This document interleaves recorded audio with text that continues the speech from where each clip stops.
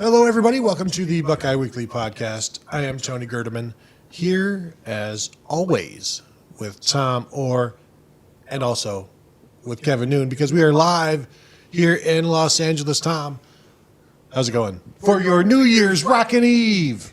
Yes, we are going to have the ball drop here in what?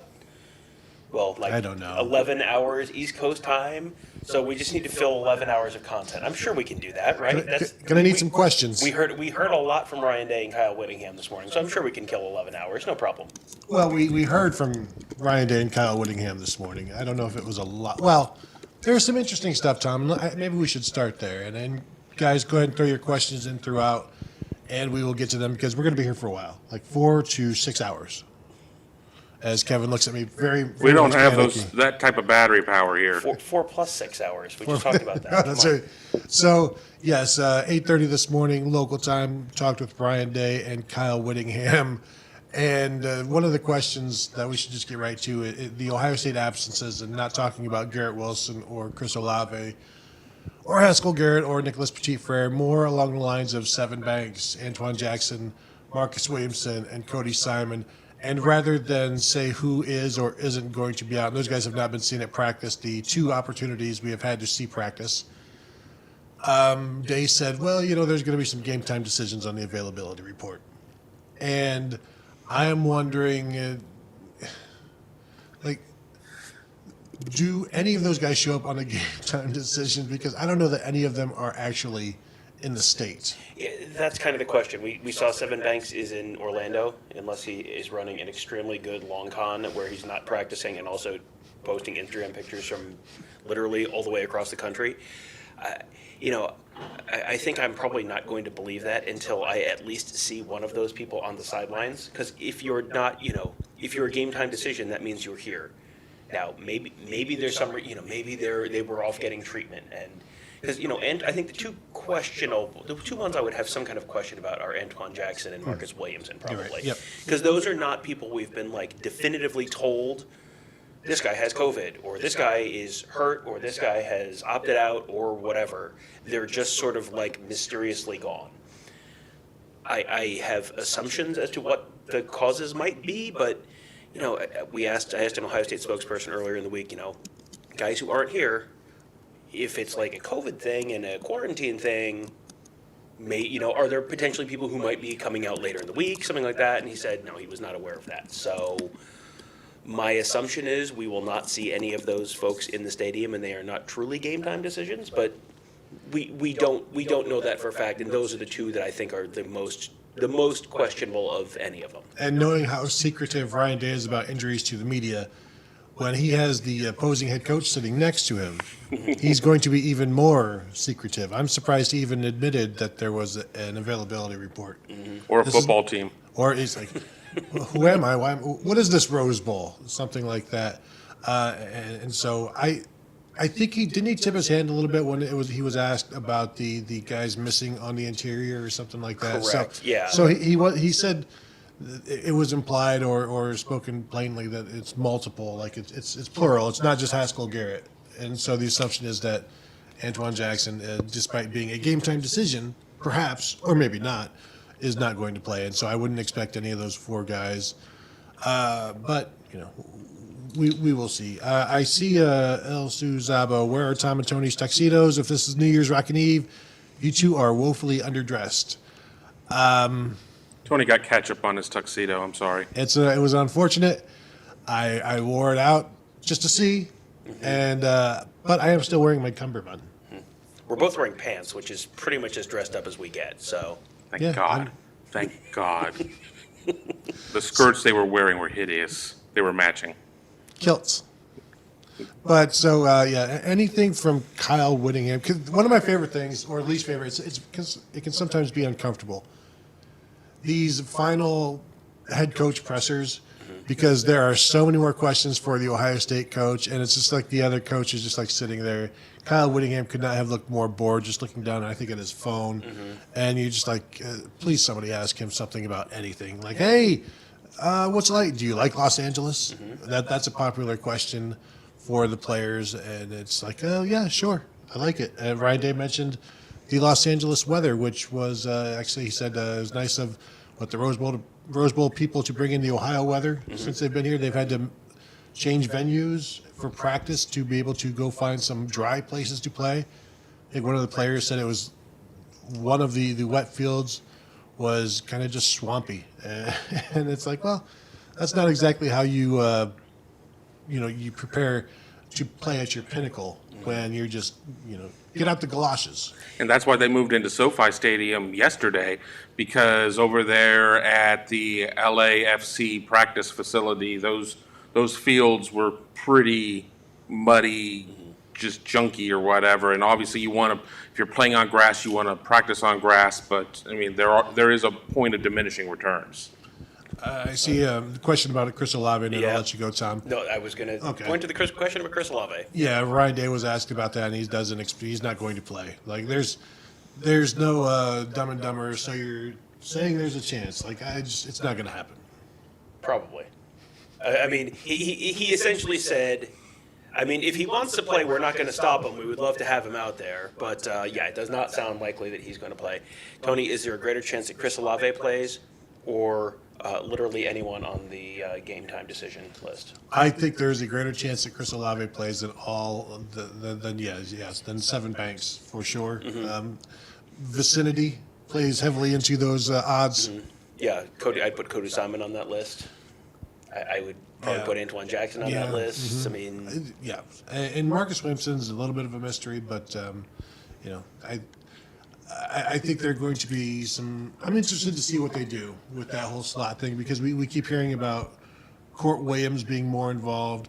We keep hearing about Cade Stover being more involved as that third linebacker.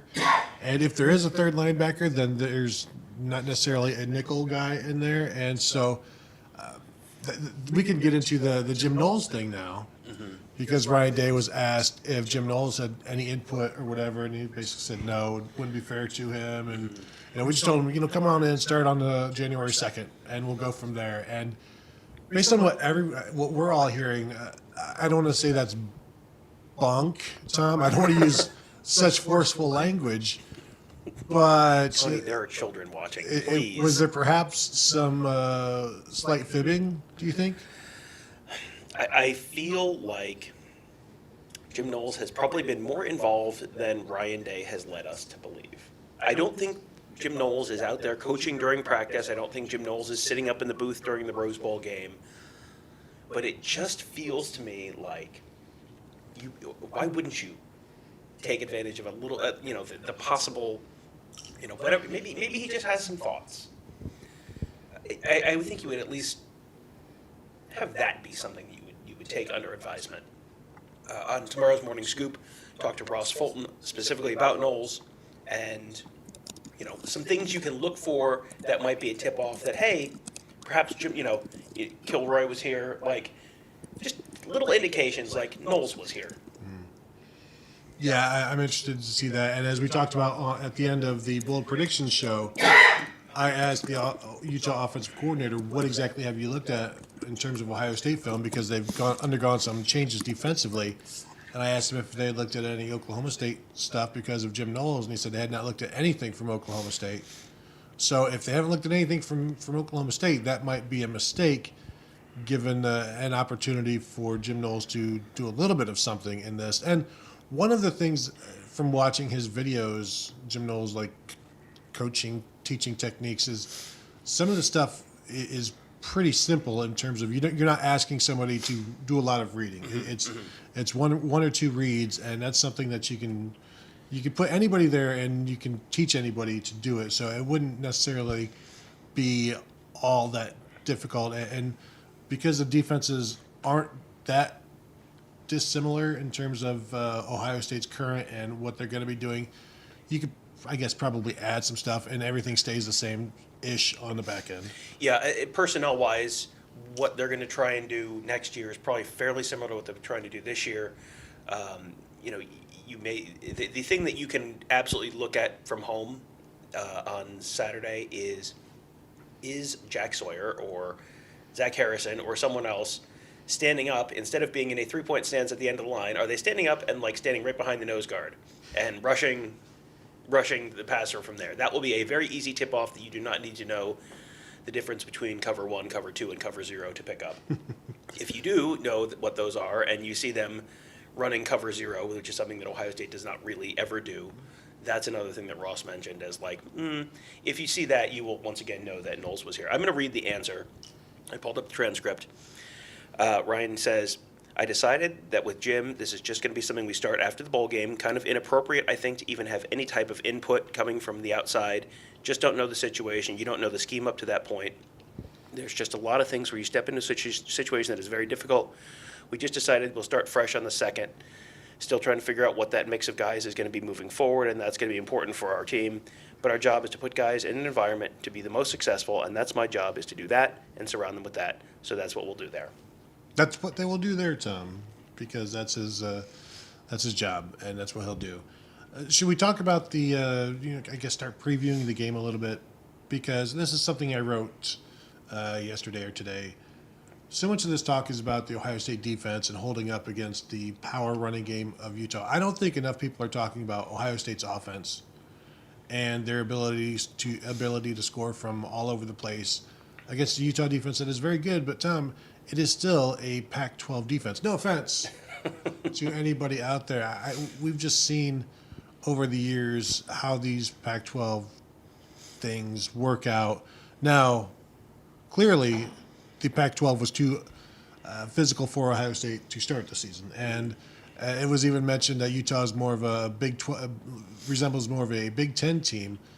But I think people are overlooking C.J. Stroud, and I think C.J. Stroud feels like people are overlooking him, and he's getting a little bit, I don't want to say annoyed, but you could tell he's bristling a little bit, and I think really, really wants to show people like.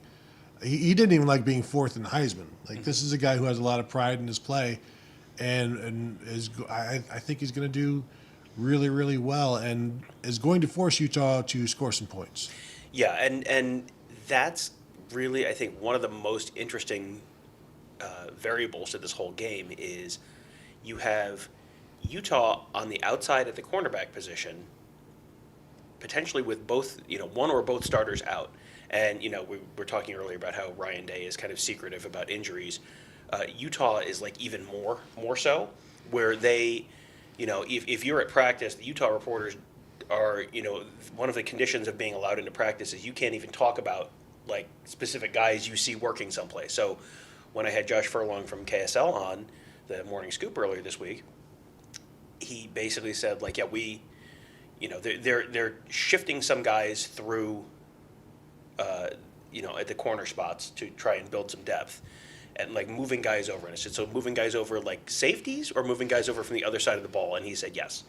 Like, so they're like trying some safeties. They may be moving a wide receiver or two over there, but that's like, it's like, black box basically. Mm-hmm. But if they're moving people over there, that tells me, okay, I can interpret that to mean I don't think that there are probably a tremendous amount. I don't think there's a tremendous amount of likelihood that those two people are both playing and going to be starting. Now, who are those guys going up against? If those are going up against Chris Olave and Garrett Wilson, I would go, oh man, Michigan State Part 2, Electric Boogaloo.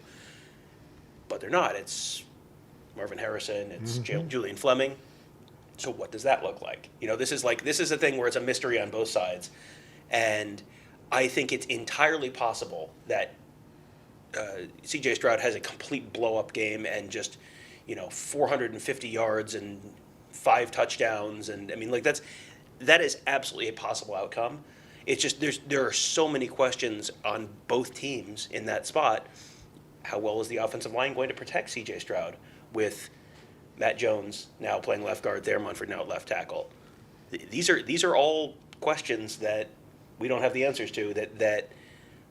There's so many changes that it makes it hard to know what to expect there.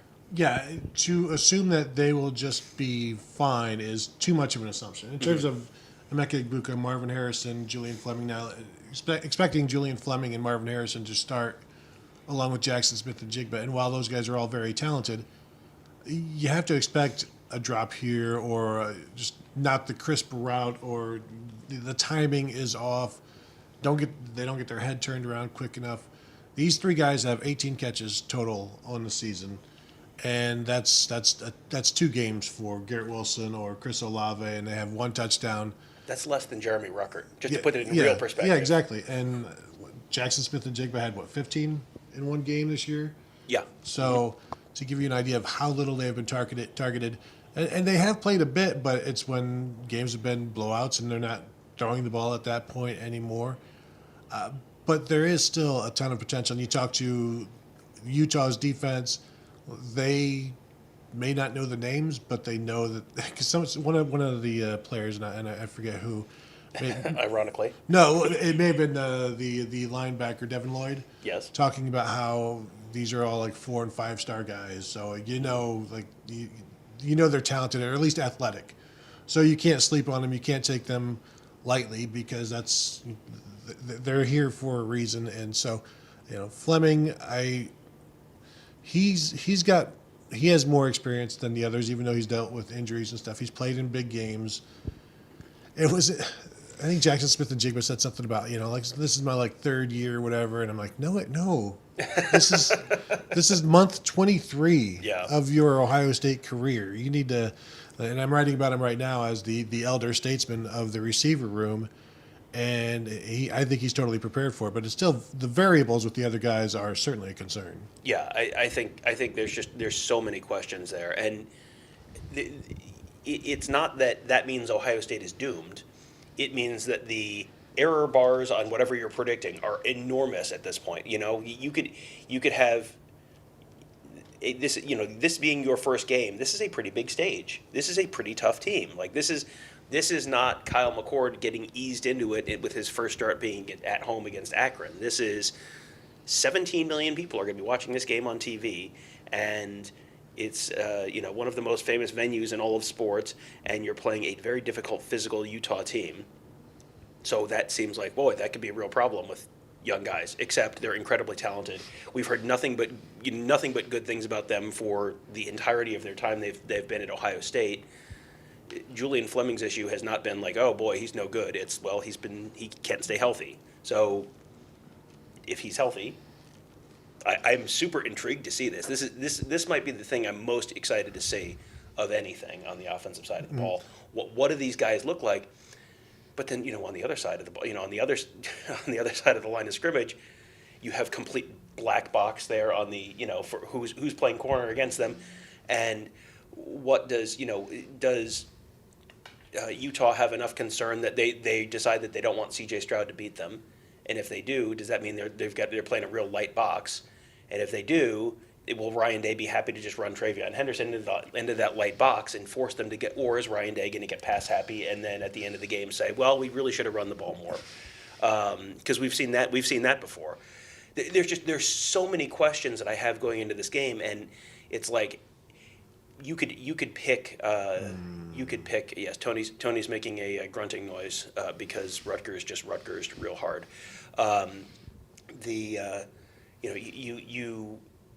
There's so many questions on both sides of the ball that I'm just super intrigued to watch play out. I know all month people have been saying, oh, this game doesn't matter. This game, it doesn't matter. There's nothing on stake. Like there is so much here that I'm so interested to see. And this is not going to determine next year's national champion or anything like that, but this is going to be a very big game narratively for Ohio State and the program moving forward. If they win the Rose Bowl, then it's like, okay, well, then everyone comes out of this season with a little better taste in their mouths, and you're not ending on a 2-game losing streak for the first time since 2013 and losing 3 games or more for the first time since 2011, and on and on and on. So there is, I think, a lot at stake here, but it's not quite as much as they're used to playing for this time of year. No, the physicality aspect is interesting to me with the receivers and the corners, because you're talking about Julian Fleming and Marvin Harrison Jr., 2 guys who are described as physical, strong receivers. Fleming, 6'2", 200 and some pounds, and of course Marvin Harrison, 6'3", 6'4", and probably 215. And those are physical guys, and I think they're okay doing that. And so that's just part of their characteristic as well. And perhaps we'll need to be even more physical run blocking, as I'm with you. Like Travion Henderson, if they're going to drop back and try to just sit in zones or whatever, use him. And I'm looking through here. He's had 3 games this year of 20 carries. Travion Henderson had just, even against Michigan, only 17. But maybe the thing was the game that out of hand. I don't know. Probably could have used him more there. Ran him 21 times in Nebraska because there was some doubt there, so they stuck with him. This is a guy that, if he has 20 carries, does that mean it's? I guess that means it's either close or they salted it away with him in the fourth quarter, and it's a 14-point game. Like, if he doesn't have 20 carries, who is that bad for? If he doesn't have 20 carries, I think that's bad for Ohio State. I think if they can, Ryan Day is not going to run the ball if they can't run the ball. Right. So if he has 20 carries, that means they're probably running the ball reasonably well. And if you're running the ball reasonably well, that means you're opening things up downfield, and it also means you're probably balanced, and it also means you're probably, you're not way behind. If Travion Henderson runs the ball 25 times, I think there's like a 90% chance Ohio State wins the game. If Travion Henderson runs the ball 12 times, I think there's like a 40% chance Ohio State wins the game. Yeah, the 12 times is either a bad loss or a big win, where it's just complete blowout city and you're getting everybody else in there, which would be a bit of a surprise.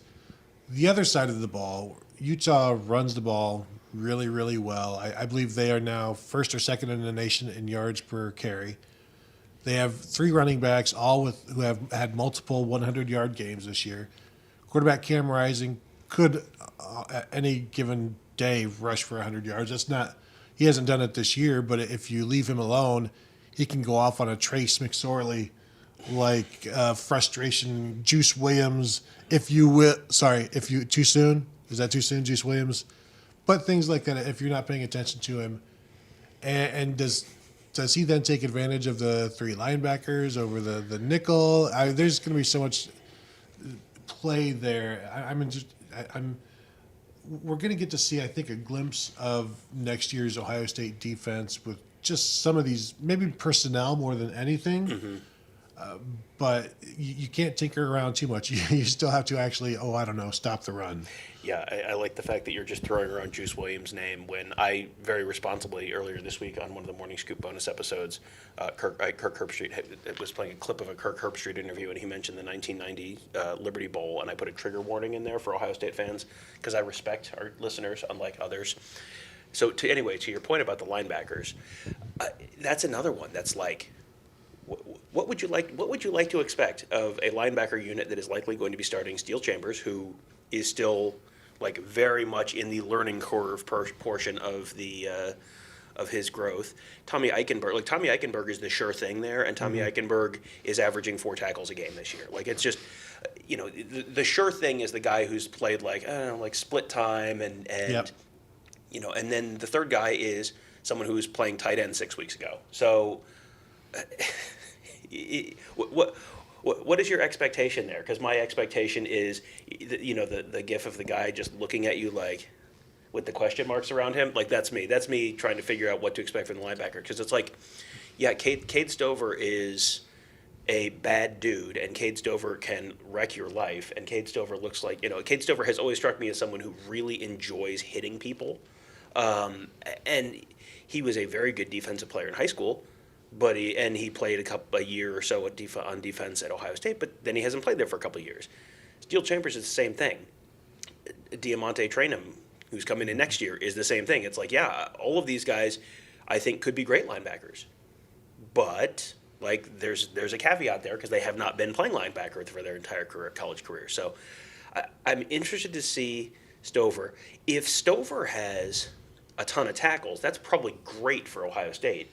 Because if he's going to be up in run support, I would assume they're going to keep him as close to the line of scrimmage as they can. So if Cade Stover's piling up tackles, that probably means the defensive line is keeping him clean. It means he's in the right spot. He's not out of place. He's not going to be someone who's chasing tight ends around the field. Probably that's going to be the other linebackers. So I think think if Cade Stover if Cade Stover somehow leads the team in tackles, that's probably a phenomenal thing for Ohio State. But are we talking 7 or 17? Well, there's that. Yes, there is a point at which that number gets big enough that it's like, and now it's not good. It's the Chris Spielman 29 tackles against Michigan type of thing. In a loss, yes. Yeah. It's like throwing for 500 yards in a loss. It's just a product of being dominated. The Stover thing is going to be interesting to watch, obviously. Court Williams, just the new guys. Tommy Eichenberg, I think, was one of my bold predictions of 11 tackles. 11 and a half. Well, Stop trying to cheat. Since they don't have half tackles, and it's basically 12. So, like 6 solos, 5 assists, 6 solos, 6 assists, 12 tackles. But that's the thing. There's going to be a lot of running between the tackles. There's going to be a lot of opportunities for these linebackers, but they're a little undermanned at defensive tackle. No Haskell Garrett, no Antoine Jackson. So you're talking about Teron Vincent, Tyleek Williams, which I'm sure people are thrilled to hear. Yeah, another guy I'm really excited to see. And then you've got Jerron Cage, Ty Hamilton. Basically, your 4 guys there inside. It's enough. But they all have to play really, really well. And if they don't, then you're talking about these linebackers who are going to be all muddied up. They're going to – these, I think, are 3, 4 linebackers who need as clear a picture as they can get right now. And that's going to be up to the guys up front. And you wonder, are there some tweaks where – maybe you get aggressive with the linebackers to maybe have them set the tone rather than just waiting, because you kind of know what's coming at you, right? So it gives you an opportunity to attack first, take the first swing, something like that, and maybe have somebody clean up if you miss, but maybe set the tone aggressively with defense. Yeah, that's going to be really important. I mean, the guys up front the guys up front can have a great game without having a huge statistical game. Like, you don't need Jerron Cage to have 4 tackles for loss for Jerron Cage to have a good game. If Jerron Cage is constantly eating 2 blockers, like Jerron Cage is doing his job, I don't think you're going to expect those guys to be huge statistical players. If they are, if you get a Tyleek Williams against Akron kind of game, that's huge. I don't think that's necessarily what you're going to see, because this is a pretty tough, physical, big Utah offensive line. But if they can, keep those guys occupied, and like I said before, keep the linebackers clean. Keep it, like you said, give them the clearest picture you can. Don't have to have Cade Stover and Steel Chambers shedding blocks constantly before they get to the player. Like, these are guys who are not used to having to shed blocks, because that's not what they've been doing for more than a month or 6 months, depending on which one we're talking about. So, yeah, I think that, again, if you tell me how the interior of the Ohio State defensive line holds up, that's another thing that's like, any of these things, if you tell me, these are the great variables of the game. If you tell me how these, new guys being put into new positions, not literally new positions, but new spots on the depth chart, if you tell me how some of these guys do, that's going to tell me so much about how this game goes for Ohio State. Because, if Jerron Cage can just eat those blocks, that's going to, eliminate one possible big concern for that Ohio State defense. Yeah, David Greenshield here. I would love to see JTT and Sawyer get a lot of snaps. That is the future of the defensive line. I don't know if this is a Jack Sawyer game. He's the lighter of the defensive ends. Larry Johnson called him finesse a couple months back. Mm-hmm. Now, are we talking about defensive end, or are we talking about Leo? And that's correct. That's the interesting thing to watch, is if he's standing up behind the nose tackle that Jim Knowles likes to do sometimes with these not quite defensive ends, not quite linebacker hybrid types. And, honestly, that could be, Jack Sawyer was one of the first people that everybody thought of when the Leo position came into the Ohio State nomenclature. And so that might be where you see him, rather than on the edge and trying to just set the edge, trying to keep contained, stuff like that, where that's not necessarily his game. That's more JTT. That's more Zach Harrison, Tyreek Smith, obviously good run-stopping defensive ends.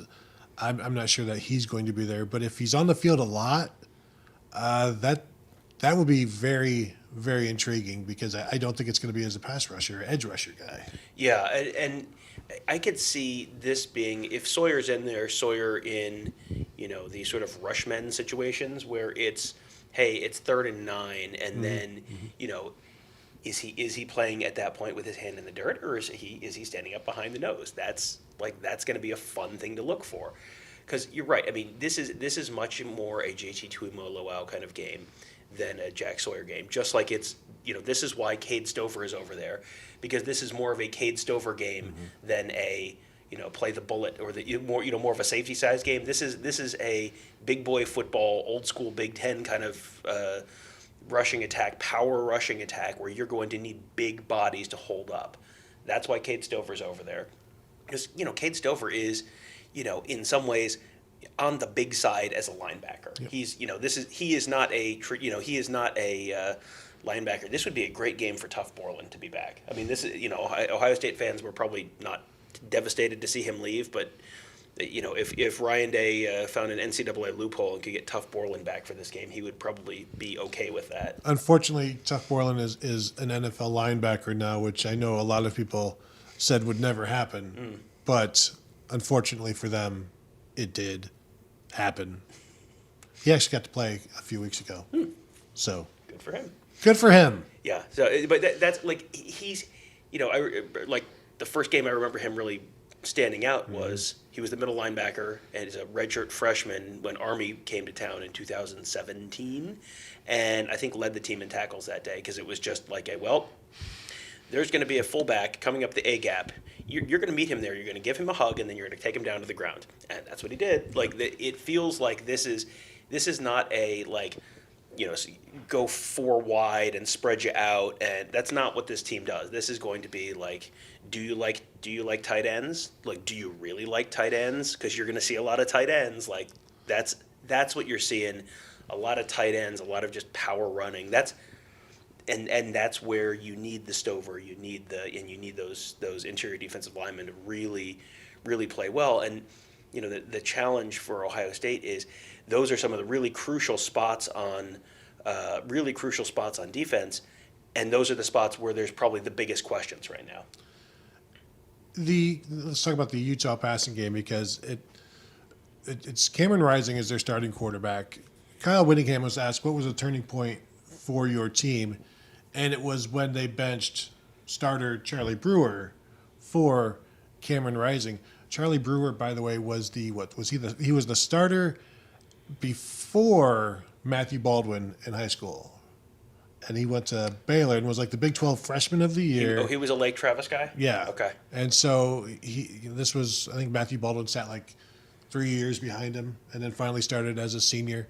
But Charlie Brewer went to Baylor and then grad transfer to Utah and started, I think, 3 games. And then Cameron Rising comes in and takes over and is, the breath of fresh air. I think, did Utah start 1-2 on the season? Yeah, and Rising came in the 3rd game and nearly won it.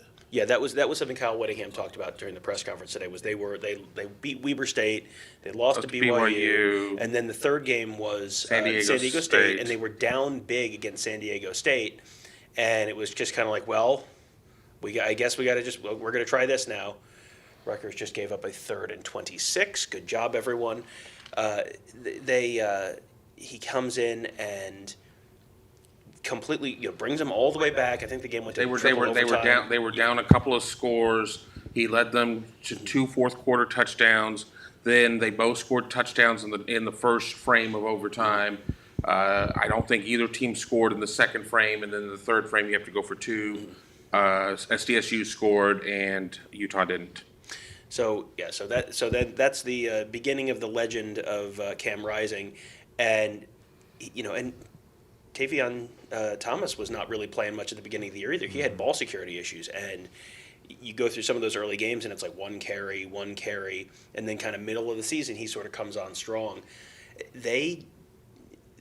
Cam Rising is not a fantastic quarterback. He's not an amazing quarterback. He's not like I could spend a lot of time talking about all the things that he's not, but he's also a quarterback that could be, especially with the Ohio State defense in the state that it is right now, could absolutely be one of those quarterbacks that Ohio State fans, 5 years from now, I go, oh, that freaking guy, like that, just constantly picking up third down. You pick up third downs with your feet, just hit those easy RPO throws. He's not someone who's going to be throwing the ball 40 yards downfield. He's not the type of guy who I think you worry about beating you downfield, and a lot of that has to do with the outside receivers that Utah has as well. But just chunk plays and just third downs again, third down passes to the tight end, third down passes or third down scrambles to pick up yardage. I mean, it's I think going to be, he's the kind of quarterback who is not an incredible quarterback, but man, he could be a real pain in the butt quarterback for Ohio State.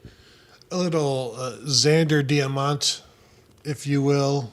I don't know if he's that handsome, but. So you mentioned the lack of big plays in the passing game. Utah has 5 passes of 40-plus yards this season, nothing over 50.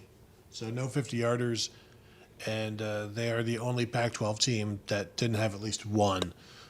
And one of the reasons for that is, of course, they throw to their tight ends a lot, and it's kind of a station-to-station baseball, and you just move the chains, control the clock, and keep the ball away from Ohio State, and that's going to be their plan to win.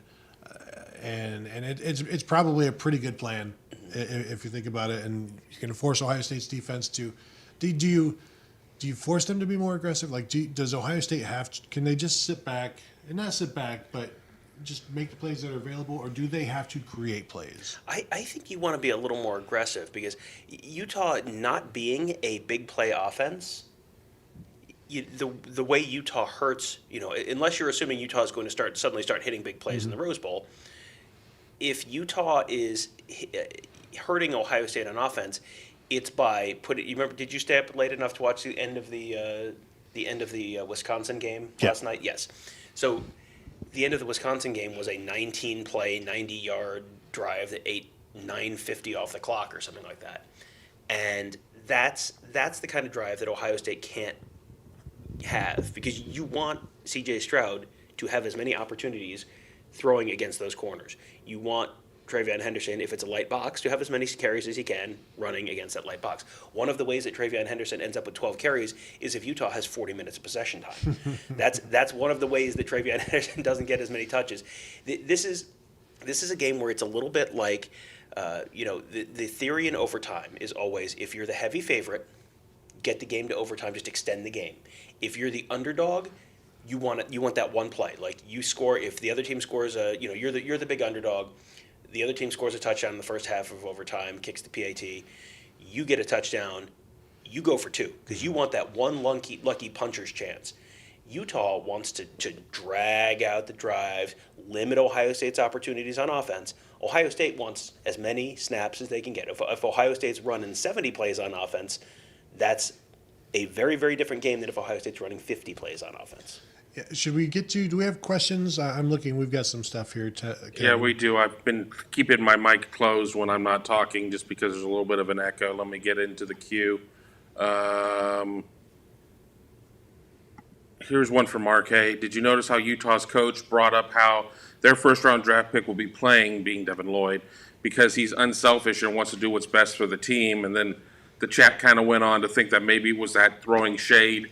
I don't see Kyle Whittingham being somebody who's some big sort of crap talker or whatever, but different circumstances, different expectations. As I think really what the Ohio State and Utah are playing in the same game, and yeah, Utah won the Pac-12, and Ohio State didn't win the Big Ten, but they're playing in the same bowl game, and there's this is the biggest game in the program history for Utah, and this is the least consequential game for Ohio State. I mean, every Ohio State game from 2016 to now. I mean, since the 2015 season Fiesta Bowl, every game since then, other than the Cotton Bowl or the Rose Bowl. 2017. Yeah, I mean. But even the Rose Bowl was Urban Meyer's last game. Yeah, it was Urban Meyer's last game. Yeah, I mean. Really, you have to go back to that Cotton Bowl 2017 to have a game like this where it's just kind of it's just kind of a fun trip and we're going to play a football game and this is not national championship stakes, any of that kind of stuff. So other than DeMario McCall, I don't think anyone was on that 2017 team at this point. So, but DeMario's a first rounder who's playing. That's true. if you are Utah and this is the biggest game in your school's history potentially, that's a very different conversation than, hey, this is maybe the least consequential game for a lot of these players in their careers at Ohio State. There's also the emotional end of this, and the moment of loudness. That was something that Kyle Whittingham got asked about. Just so you guys are aware, because you'll see this, I'm sure, on the broadcast. But late in the third quarter, either the last commercial break of the third quarter or the first commercial break of the fourth quarter, they will do the moment of loudness. That is something that Utah's been doing this year to honor the two players who passed away, Ty Jordan and Aaron Lowe. It's like a moment of silence, except the opposite. So instead of being sad and somber, they all hold their cell phones up with the lights on and scream as loud as they possibly can. And the idea that Whittingham said was, this was something that they put a video up on the scoreboard at Rice-Eccles Stadium, and he says, be loud enough they can hear you in heaven. So, that's going to be a cool moment. Sort of end of the third, early fourth quarter. So that's something to look forward to. But that's just part of the story of this team, and part of the reason that it's like, why are people not opting out? Well, there's another reason other than the others. Well, and I asked a few of the defensive guys, like, what's it like winning the Pac-12 and getting to the Rose Bowl? And for them, this is their national championship. It's like the goal is to win the Pac-12 and to get to the Rose Bowl. And this is let's not forget, however long ago, this is a Mountain West program. Like, there are coaches on the staff, several coaches on the staff, who were part of the Mountain West and who have grown into the Pac-12 and have had to build the recruiting. And they've had this goal, and they've instilled this goal, this getting to the Rose Bowl. And now you take the next step. And next time they're here at the Rose Bowl, maybe it'll be no big deal to them.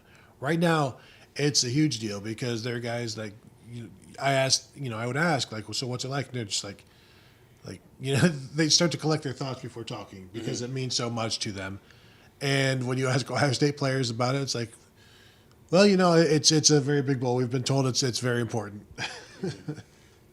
Yeah. Kevin, you got another one? Yeah, it's just me, Tim, 79, 1 to 10, Ryan Day's orange jacket, which I don't think it was meant to be orange. The lighting, Yeah, the lighting we've was a not little found wonky. good lighting in a single venue so far on this trip. Every bit of lighting has been difficult, to say the least. Yeah, I put a photo gallery up on the front page of Buckeye Scoop of that room, and it was just like, I'm looking at all the photos and going, I got to white balance this one. I got to white balance this one. It's just the lighting's been a little wonky. It's depending on the light, that jacket either looks orange or salmon or pink or light red. It is I think meant to be like a light red jacket. But it just, depending on the lighting, it can look very different. And this is just the fumble bowl now. Everyone's just they're all recovering their own fumbles, but it's just a fumble bowl. Did you not pack any flash cubes? I did not, which is on me. Unprofessional to show up unprepared. But Do you think, are there people listening going, what are flash cubes? yes, is there anyone listening who isn't saying that? I think is the real question. Tyler Christie, it'll be interesting to see how Day and his team responds after being called soft. If they come out and beat up on Utah, that will say a lot for next year. Yeah, that went into a lot of that went into my pick for this game because they are tired of hearing about it. And one of the interesting things that Steel Chambers said is, that game is on tape, and that is part of who we are. And there were people who were right about that, and it's something that he warned people of, like, we can't be soft in this game or else we'll get beat up, and that's what happened. And now you've been challenged. Now the nation has laughed at you. They're pointing at you. They're making jokes about you at the Heisman ceremony. You are a laughingstock. Now this is an opportunity to stop the laughter, Tom, which would be probably just the worst name for a telethon. The day the laughter died. Yeah, this is another one of the really great questions surrounding this game. How will they respond? Because we just talked about the motivation that Utah's had, and this is, there's no question that Utah wants to be here. Is Ohio State using this as the start of 2020 and, really turning the page and putting that Michigan game behind them and showing that they aren't who they were that day? Or have they been moping, and are they going to come out and you're a little thin, and you were thin in spots where if you were going to get run over again, that's where you would be thin. There's just a lot of questions there to me, and everyone says, everyone is saying the right thing, but everyone always says the right thing. Like, no one's ever like, no, we don't want to be here. Like, that's not. So I never know quite how much stock to put into that. We have seen them trying to be physical at practice. We saw them tackling to the ground, doing some tackle to the ground kind of drills at practice earlier in the week. So, I think they want to. I think they are trying to. They're trying to do that. I think they're trying to instill that in the team, and I'm sure that that's a point of pride for them. But we'll see what it looks like. I mean, again, you are what your film says you are, and we will find out on Saturday what their film says they are. Well, and I know the players are tired of talking about Michigan. I asked Steel Chambers something about how do you get over that? What goes into getting over that during the off season? And he's like, man, I don't know how to answer that. And I'm like, oh, don't worry, we've got time. We've got months to talk about this. So we can discuss it at a later time. He's like, yeah. So they're definitely tired. And I asked Zach Harrison about Michigan, and I got a really, really short answer. And this was probably 25 minutes into his 30-minute segment. And so I went back and looked at the transcript, and I was about the, 7th person to ask about Michigan. So I understand players being short about it and tired of talking about it. And this is an opportunity for it. It won't erase it for them.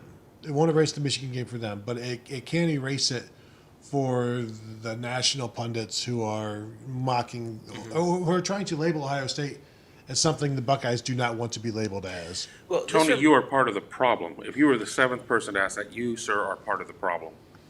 He's just adding fuel to the fire, man. That's all he's doing. I'm just looking for clickbait. This is, so say we all. This reminds me a little bit of the 2009 season, 2010 Rose Bowl, when Ohio State came out and was playing Oregon that season. And that was a huge game narratively for Ohio State as well. Again, they're out of the national championship picture. It's just they're going to the Rose Bowl. That was an enormous game narratively for Ohio State because 2006 season, they lose to Florida in the bowl game. 2007 season, they lose to LSU in the bowl game. 2008 season, they lose to Texas in the bowl game.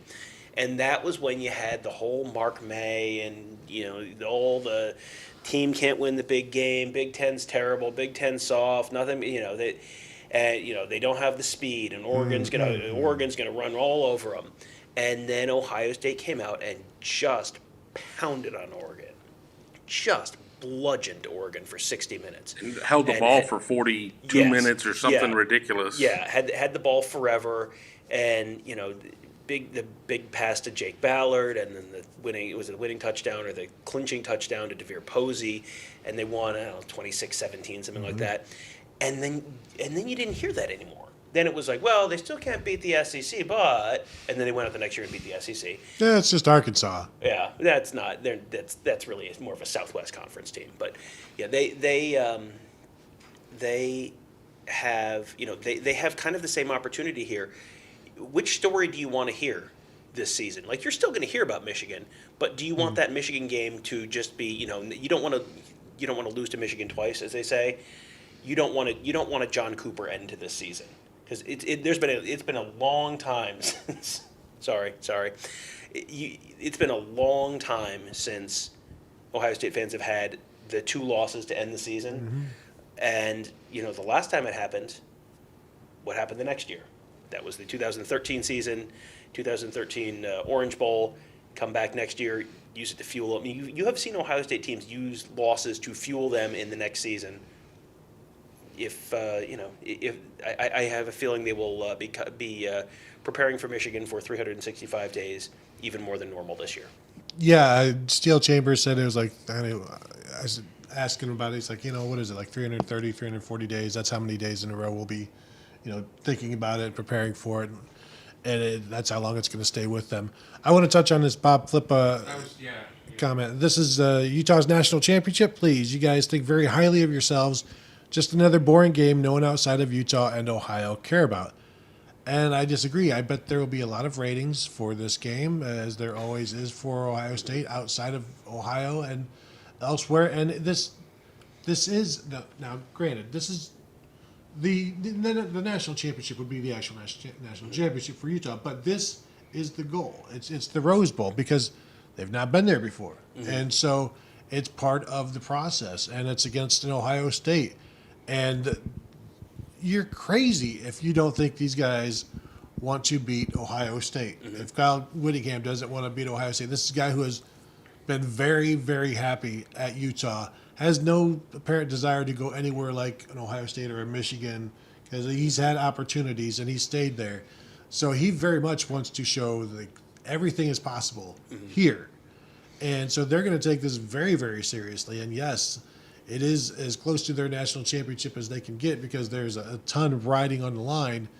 And if they lose, then it's well, I guess we're just Utah. Well, they've still taken the next step this year. Like, I mean, that was something that Whittingham talked about. They had gotten to the Pac-12 championship game 3 of the last 4 years, but they hadn't gotten over the hump and won it. Okay, now they've gotten over the hump and won it.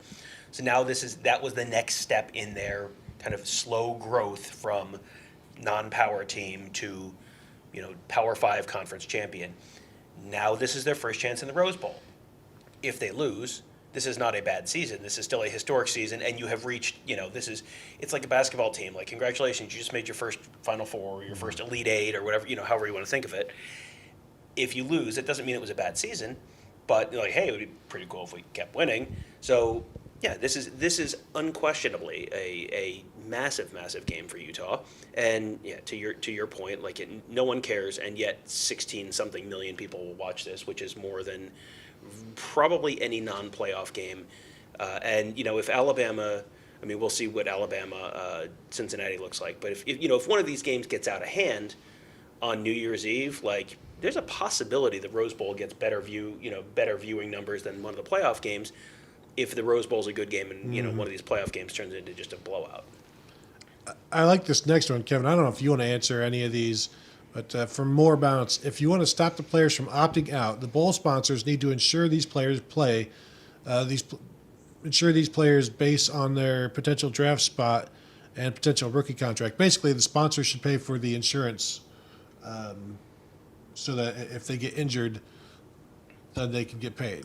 The problem is that these loss of value insurance policies aren't really worth the paper they're written on. I mean, we have seen guys collect on them, but it's still just a fraction of what that first deal could be. I mean, if they get hurt and they plummet, I mean, we use Jalen Smith as an example of somebody who played and got hurt and slid from the first round to the second round and was with Dallas for a couple years and then bounced around. And I guess he just within the last couple weeks signed with the Giants or somebody like that.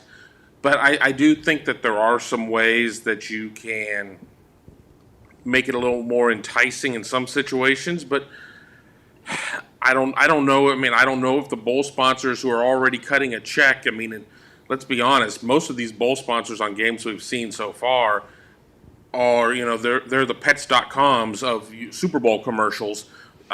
Here today, gone tomorrow. I mean, is anybody talking about Battle Frog? Does anybody remember what Battle Frog was with the Fiesta Bowl? So I don't know what the policy, I don't know what the situation is going to be. I mean, we're always going to get to a point of where we were going to see opt-outs. I don't think that the portal is what necessarily was the tipping point, or NIL was what the tipping point was. Certainly, I think that the playoff is the biggest issue in terms of there are 4 teams playing, and then everything else is just kind of there for a backpack, a watch, and maybe some sunglasses in the media gift or in the gift suite. And the ironic thing is that ESPN is one of the entities probably hurt most by this, because how different would the Peach Bowl have looked with Kenny Pickett and Kenneth Walker Jr. playing last night? I mean, probably is a more compelling game. It was a good game, but it's probably a more compelling, interesting game if those guys are actually playing. But one of the reasons I think you're seeing so many opt-outs is because the entire narrative around the entire season is just focused on the playoff at this point, because ESPN wants to drum up interest in the playoff. And, you saw that at the end of the Peach Bowl, where this is this incredible close game at the very end, and they cannot shut up about the flippin' college football playoff. It's like, this is a New Year's Six game. A team is driving to potentially win the game, and you're trying to tell me about, the Michigan-Georgia matchup. Like, shut your mouth. Shut up and talk about the game. Like, that is actually on the field in front of you. And they just can't do it. But that's the whole season. The entire season is framed around the playoff. So therefore, anything that's not the playoff, it doesn't matter anymore. I mean, ESPN has done this to themselves. Yep. And, that's fine. So, nuts to them. Well, and really, it's the TV people, the networks that should be paying if the insurance policies if they want the players to play, but they're going to get viewers anyway. So Right, and that's the thing. Yeah. So they're okay with that, and it's kind of like Gene Smith in Ohio State okay with pricing out people at Ohio Stadium because 97,000 is still more money than 102,000 with lower ticket prices. So there's no sense for TV to make things harder or more expensive on themselves when we're still going to watch anyway, because people, not me, other people are sheep, not me. You're just a good college football. As I watch Rutgers right now and play Wake Forest. But as Tom said, this game is not canon. This game should not count toward the Big Ten record. I mean, they had 6 days to get ready for this or whatever, so not canon. Right. This is one of those novellas or something like that. It is not canon. It's an Ewok Christmas. They took the words right out of my mouth. Number 17 in the country playing a 5-7 team. Okay. However, if the Big Ten wins here, this is an SEC bowl slot. I think this loss counts for the SEC. Oh, that's a pretty good one, Tom. Tae-Yoon, who you got, UGA or that team up north? I'm going Georgia. I don't have a specific score in mind. I don't know, maybe something like 31-17, 27-13. I don't know. I don't know how Michigan made it this far. That's the confusing part. So me trying to figure out anything else about Michigan feels like a fool's errand more than ever. I don't expect them to win, though. I don't expect Michigan to win. I think Michigan has certain stuff that they do well, and if they play a team that they can do that stuff against, then they have a chance to win. The stuff that they do well is power running, short passing. Like where you want to attack Georgia is the downfield. That's the thing that Michigan doesn't do. Michigan, I mean, you saw they did it once or twice against Ohio State, but that was it. The rest of it was running the ball, short passing. I think there's a possibility that Georgia just eats Michigan's offensive line for lunch. That's a possibility. But it just the strength of Michigan just doesn't match up at all with what you would want to do against Georgia. I think the Michigan defense is probably going to be decent. I don't think this is a game where Georgia's getting to 40 or anything like that. But 27-17 or something like that. It's not, Michigan will I'm sure put on a decent performance, but I don't think that this is a good matchup for them at all. What kind of turnover margin does Michigan need to win? Because I'm thinking at least +2, probably +3. I was going to say +2 minimum on there. I think that they're going to get after Stetson Bennett a good amount. I think that Michigan can hold UGA to 24, 28 points, but I'm not sure how Michigan, as you guys said, where their strength is where Georgia's strength is. Where Michigan can't exploit the things that I think you need to try to exploit against UGA. So I see something along the lines of, I'll say 28-20 UGA, but I don't know. Larry Pilgrim says, I saw Georgia in the SEC game that was vulnerable, which, does Jamison Williams play for Michigan? Does Bryce Young play for Michigan?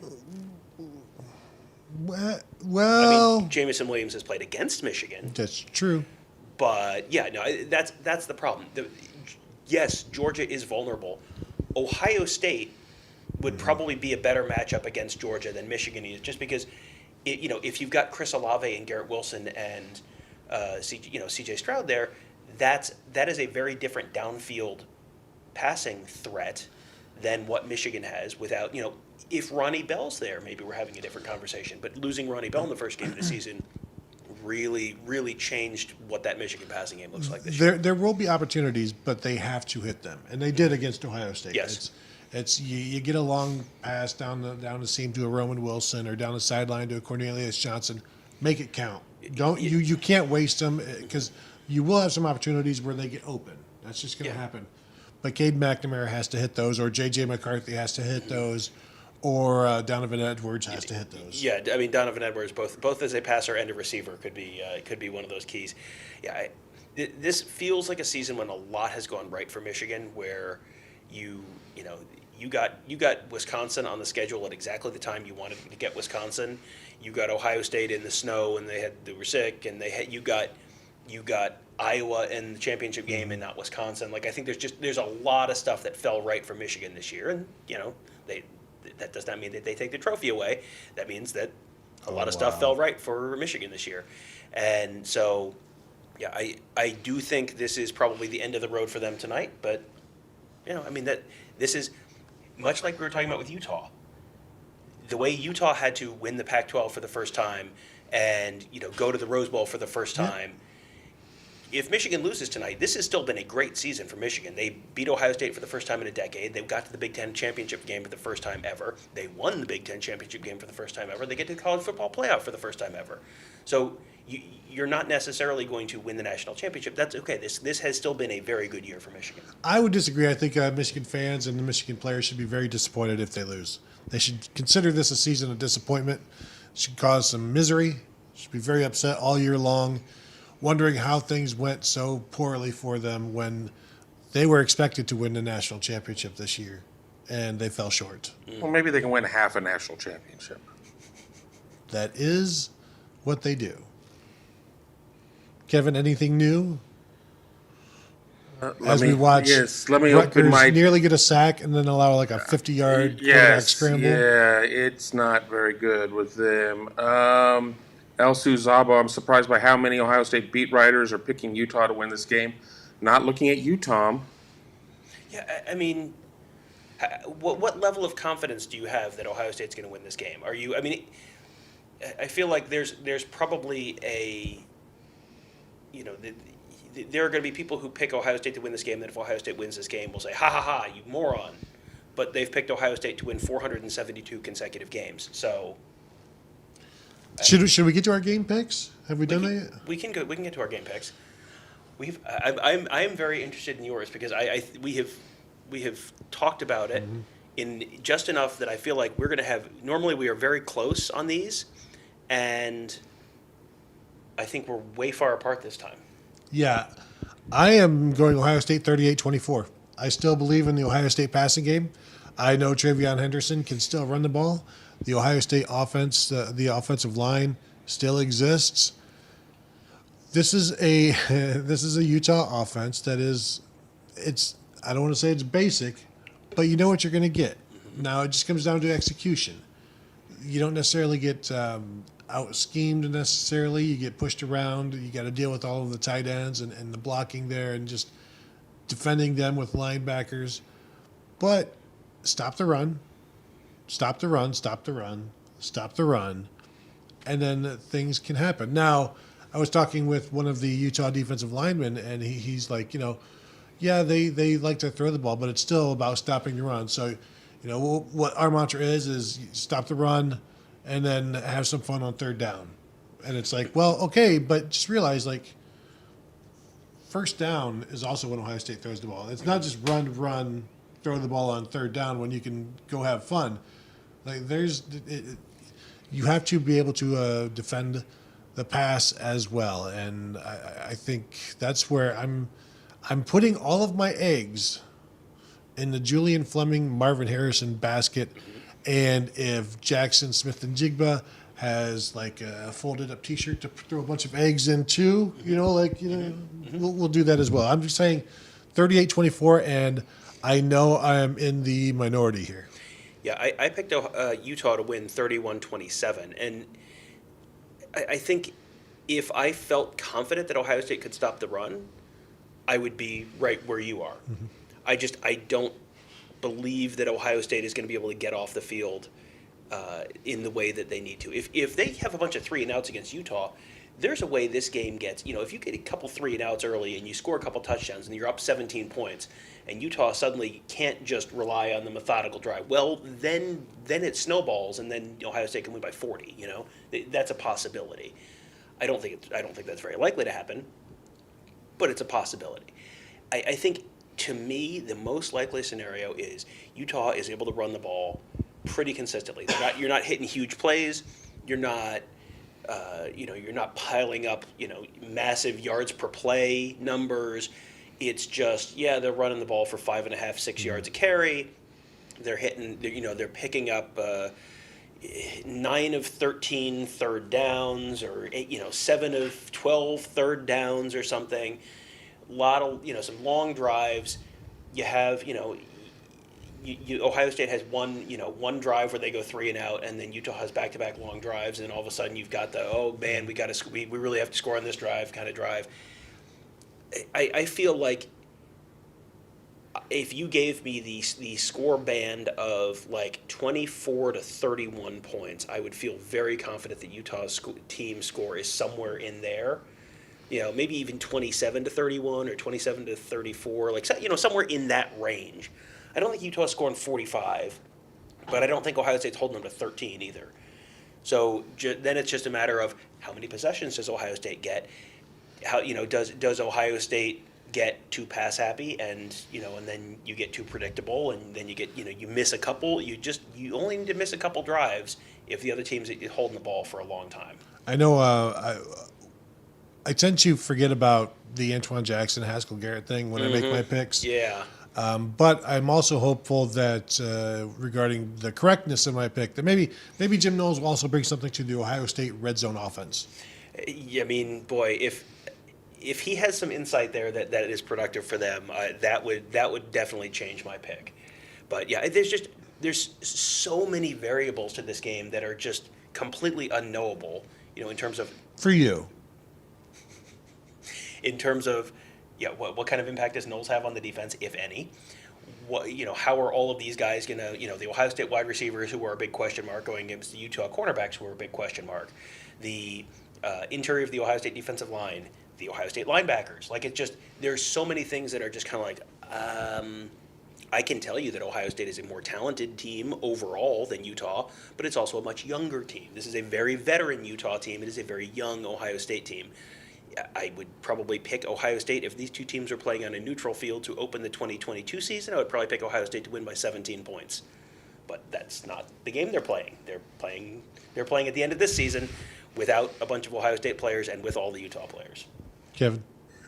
I have Ohio State winning 35-31 in this game.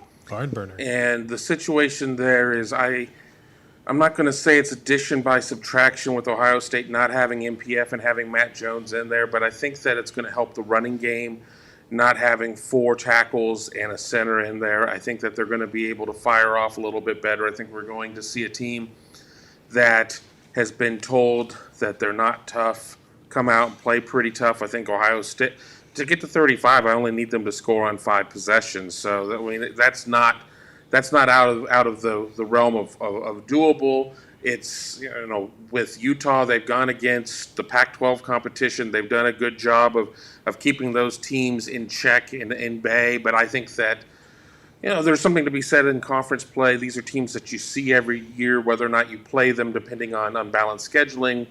We don't know, but I think Ohio State has a couple wrinkles offensively. I just don't think Utah's going to be able to slow them down. Conversely, on the other side, I think Ohio State will do a pretty good job of limiting 85% of Utah's runs, but I do see a couple of big plays here and there.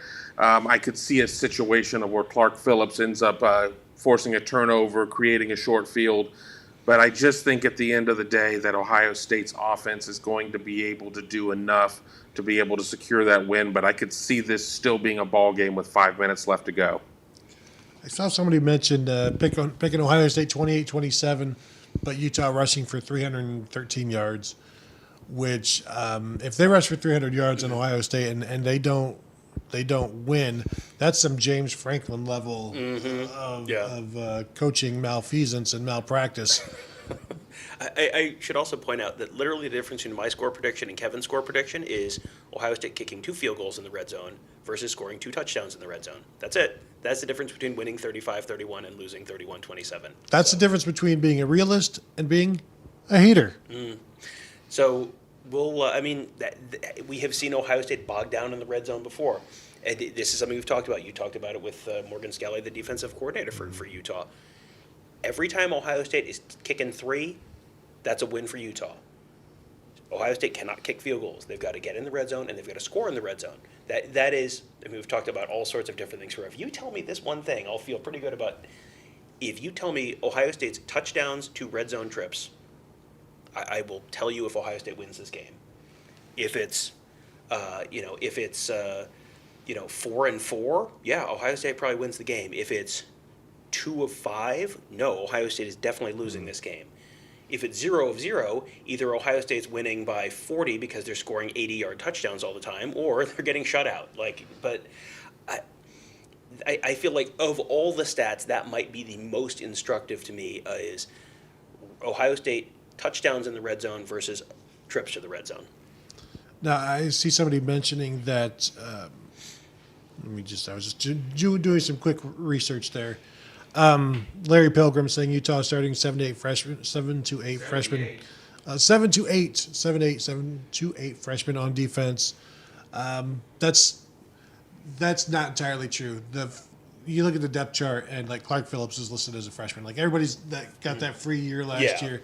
So these are all like sophomores, redshirt freshmen. They've played in, like they've got guys that are listed as freshmen who have played in 18 games and started 12, but because of the situation last year, and this has been a nightmare for SIDs.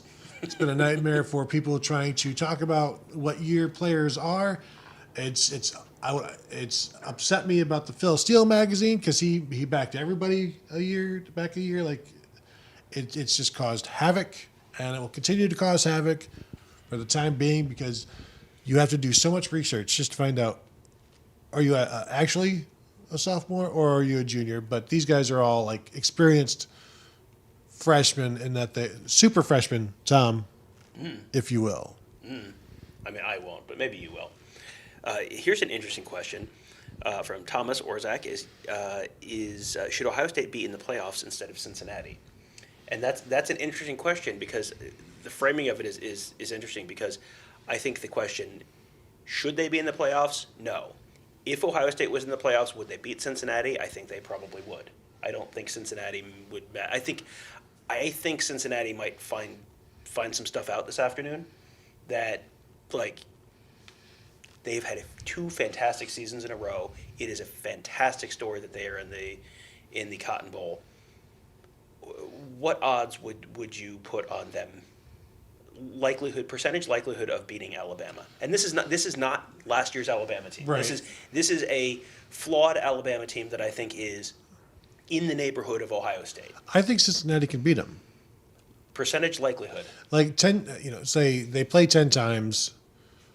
I don't feel comfortable saying 3 wins, but I think they can get them 2 out of 10. Yeah, 1 out of 10, 2 out of 10. Like there's a way it happens, and this is a flawed Alabama team. But this is a flawed Alabama team that's, most of the advanced metrics have Ohio State and Alabama basically similar, or Ohio State slightly better.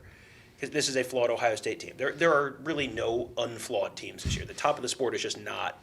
I think I said on our board earlier this week, if you took the top 3 teams from 2019, LSU, Ohio State, and Clemson, any of them boat race the entire playoff field this year. It's just a year when the sport's a little more compacted, which is good. That's good for college football that you've got Cincinnati and Michigan in the playoff. You've got some new blood in the playoff. That's a good thing. But I think I need to see Cincinnati beat a team that is like an Alabama or an Ohio State or a Clemson or a Oklahoma type. One of the kind of perpetual playoff teams. I know they beat Notre Dame, but we see what happens to Notre Dame every time they play those. Like Notre Dame is there's the top of the sport just over the last 5 years. There's the top of the sport. That's the very small handful of teams, and then there's other teams that are very good. I think Michigan and Cincinnati are in that next band of very good, but not quite at the top. Yeah, and there's enough flaws for everybody that most teams have a puncher's chance. Yeah, of yeah, something. yeah. I mean, Michigan beat Ohio State. Anything can happen. In football? Anything is possible. Yeah, it was, I don't want this to come off cross as disrespectful to Cincinnati, but I mean, you can look at the recruiting rankings. They are posted online. That is a thing you can do. And Cincinnati has squeezed every bit of juice out of the orange. Like they have gotten every bit of talent out of those players, and that's an incredible testament to the team, to the players, to the coaching staff, and much more. But also Nick Saban with a month to prepare is like Nick Saban is going to. Cincinnati is not a perfect team, and Nick Saban has had a month to pick you apart, and that just seems like that's not going to go great. Should we start wrapping up here? Do you think we should? Okay, that's a thumbs up from producer Kevin. I want to talk to you friends a little more, but these two, I guess I'm Well, outvoted. we've got a schedule to keep today, Tom, as you know. We do have to go shoot another Scoop Eats segment. We will have. We're planning to be back tomorrow pregame. We are going to have one or more pregame shows. We're trying to work out some logistics on a second one to bring in a very special guest. We're working on it. We'll see if we can make Is that it happen. Ryan Day? Shh, it's a secret. Is he a game time decision? He is a game time decision. So we're working on that. We will definitely have our typical pregame show with the three of us. We may have a second one. We're trying to make something fun happen. We'll see if we can pull that one off. Of course, we'll have our usual full post-game coverage as well. Usual Buckeye Weekly instant reaction show, which, man, there's just so much to talk. There's going to be so much to talk about. I cannot wait for this football game. The last in-person playoff or post-bowl game, well, not actually. I'm just thinking the Clemson playoff win. We went for I don't know, was that an hour and a half outside of the Mercedes-Benz Stadium? It might have been 2 hours. It was. I remember getting off the end of that show, and It's like 3 in the morning. It was like I looked and I was like, oh, it was like 3:30 a.m. like Central Time. Like, oh Lord, we talked for a while. Yeah, like 400 or 500 Buckeye fans online at that same time. So I don't think we'll have to go that late. Well, yeah, because this game's going to end. Exactly. Yeah. Now, if we do, we should have saved some of that content for future podcasts. We all eventually have flights to catch. Eventually. Yeah, but they're going to hold the plane for us. Please, we're podcasters. So that will do it then. Yeah, we got a ton of plans. Looking forward to it. One day away from the Rose Bowl. Be excited. It's another opportunity to watch the Ohio State Buckeyes. It will be your last opportunity until April, which is 4 months away, just in case you don't have a calendar. So I want to thank you all for tuning in. Thank you for your questions. Thank you for taking time out of your day to be with us. And we will talk to you all tomorrow.